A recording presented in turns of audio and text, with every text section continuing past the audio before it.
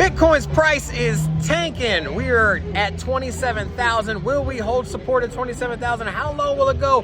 Why are the prices dumping? Why are alts selling off?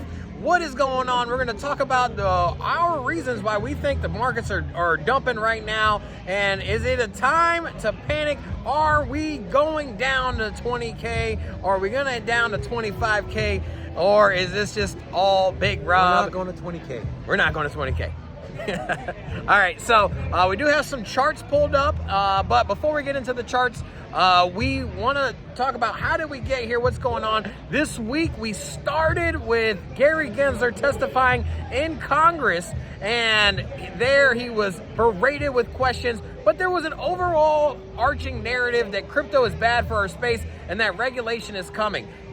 Shortly thereafter, we had the announcement that Coinbase is looking to offer derivatives abroad, and also Gemini has come out saying that they're going to expand operations to India. What does this mean for the U.S.? Are we going to see the exodus of crypto exchanges here in the States? Is crypto dead in the United States? I don't think so, but there is overall fear in this sector. And then what do we got for on-chain analytics? What are the charts telling you there, David? All right, so a couple things I'm looking at. So I got the 4-hour chart here on Bitcoin. I do have a couple things pulled up. Oh, hey, damn, camera's right in my face. I got a couple things pulled up on Bitcoin here. So I got two lines of support drawn. The first one is going to be $26,188. We did create some support here. This was back on, what's the date here? This was back on March 16th, and then we topped out here. This acted as resistance. This was back on March 14th, and so we do see a lot of volume coming in there as well. I'm not going to flip the phone over, but I was taking a look at the VVRP earlier.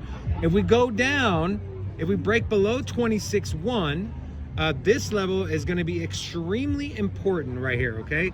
You can see we consolidated here. We dropped down support, built a nice big candle here. This was all the way back on March 15th. And then this is where we also got rejected on this massive 4-hour candle. Do we get to 24.5? I don't think so. I think 26.1 is more likely. But I want to go over to liquidations. And I'm going to refresh this so we can take a look at the liquidations here. This is from CoinGlass. You can see here on the 12 hours, $140 million in liquidations. We swap over here to the 12 hour. You can see Bitcoin is leading the charts. $45 million in Bitcoin, $35 million in ETH has been liquidated over the last 12 hours. Now, majority of those, as you can see here, 94% of those liquidations over the last 12 hours are long positions. So we know there's still leverage in the market. We know as soon as you get one level, of Bitcoin or ETH or whatever it is, that level gets liquidated, it creates a cascading effect, and then you go down, you keep going down until there's enough buyers at a level, and it does look like 27.2 might be that level, that there's enough buyers, enough buy orders set in for Bitcoin to bounce back. We'll see. We did create, going back to the chart, we did create, so again on the 4-hour here, this was a red candle, but now it's turned green. But you can see here with these, with the long wicks to the upside and downside over the last 8 hours, there is tons of indecision in the market, right? So what we see here, though, we see more volume on the red candle than we see on the green candle. So definitely more people selling. Got to remember, guys, for scalpers and traders, when they're looking to make money, it's a lot faster and easier to make money on shorts because price falls quicker than it goes up. And so just keep that in mind. All right, so we're going to keep an eye on the charts, going to see where we're going to make support. I do think that we'll hold $26,000. $25,000 is a big level of support, a big psychological number. Anything else you want to leave us with there, brother?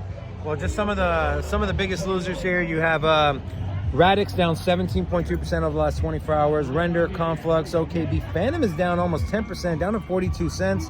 And then you have Aptos down 8%.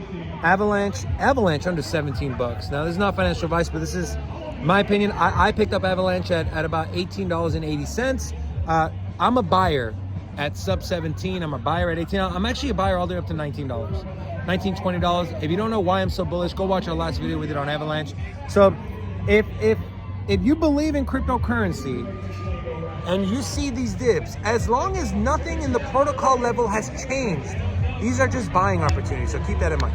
Yeah, I saw Dogecoin is also under 8 cents, right? We're at 7 cents on Dogecoin. 7.8 cents on Doge. 7.8 cents as well. Ethereum has wiped away all of the gains that it has made during the Shanghai upgrade. So where will we find support for Ethereum? Remember, there are massive unlocks on Ethereum. There's a lot more that Ethereum out there on the market that could be sold. But the people that are unlocked the Ethereum, they are more the long-term hodlers. So I think we'll be fine there, but I don't know. Time will tell.